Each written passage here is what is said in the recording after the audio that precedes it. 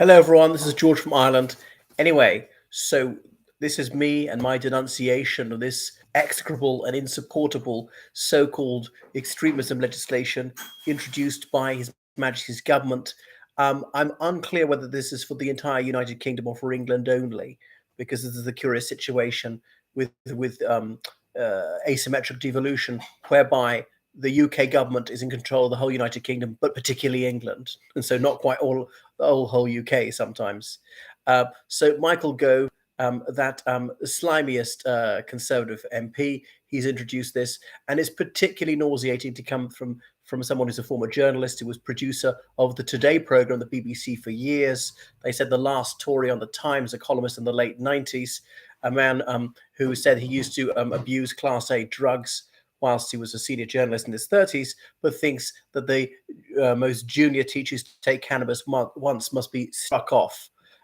Anyway, so you get an idea, a measure of the man, the staggering hypocrisy and the demagoguery of him. So it's because the economic plan is failing, the Rwanda plan that isn't getting off the ground, literally. So the Conservative Party seems to be taking its ball to a different part of the beach and fighting this election against so-called extremism. The election's coming up this year.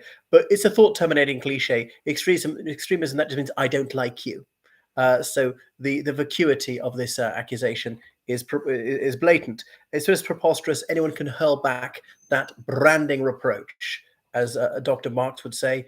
By the way, is that extremist to be Marxist? So he's against neo-Nazism and the Islamist orientation of various outfits that he's labeled extremists today.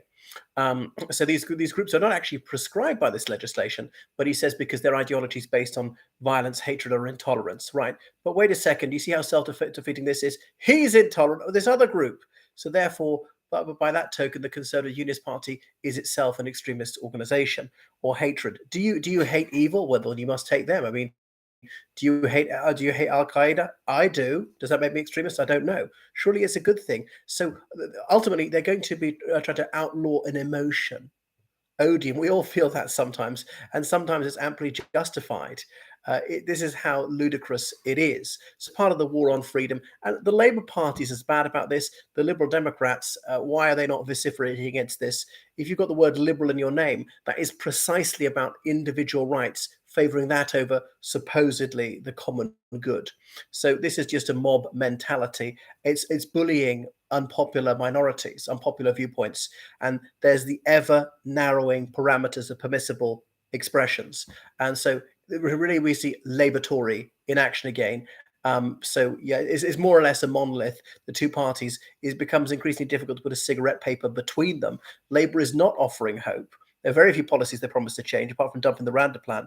Can see the point of it. I have more of a problem with the police not enforcing the laws we actually have. So, yeah, why introduce even more extensive laws if you're not going to enforce extant laws? Well, really, I think it's just window dressing. It's just some red meat they're throwing out to people. It's creating hysteria. Yeah, it's really just a moral panic. This is the latest folk devil, and I've lived through many of these moral panics. Now, these moral panics, they usually have some basis in reality. I see them about SARS, swine flu, avian flu, AIDS, pedophilia, terrorism, I don't know, whatever else it is, sexual harassment, espionage, terrorism, which is not to say that these problems are entirely chimerical.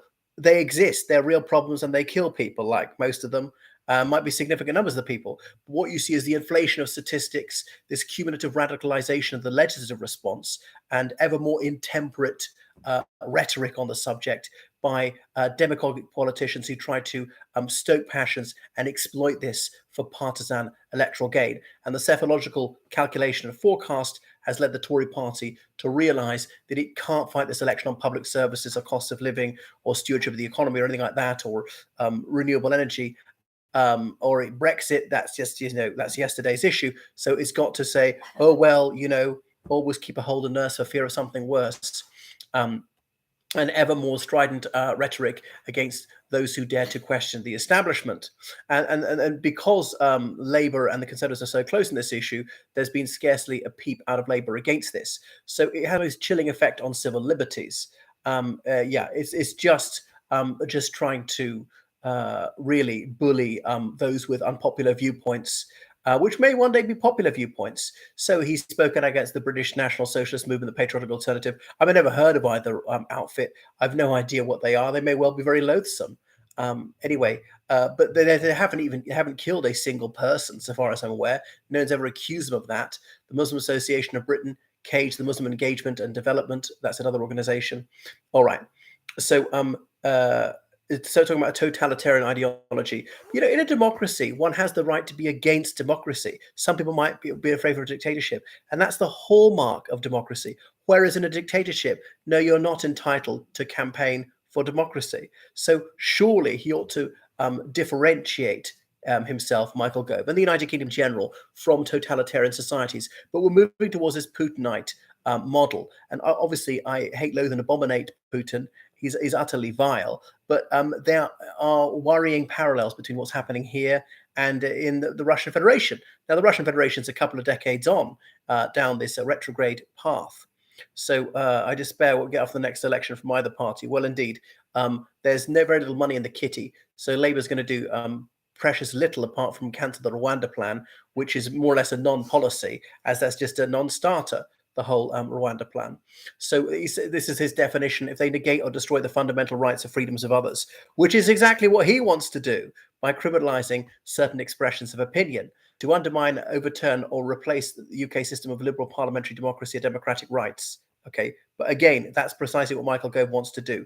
I mean, we don't let people vote in prison. Is that undemocratic? Many people it is. For example, the first past the post system is rather undemocratic, yet we have that. People who wanted to keep the UK in the European Union, despite it being the settled will of the majority to leave, that was undemocratic. But we shouldn't demonize them.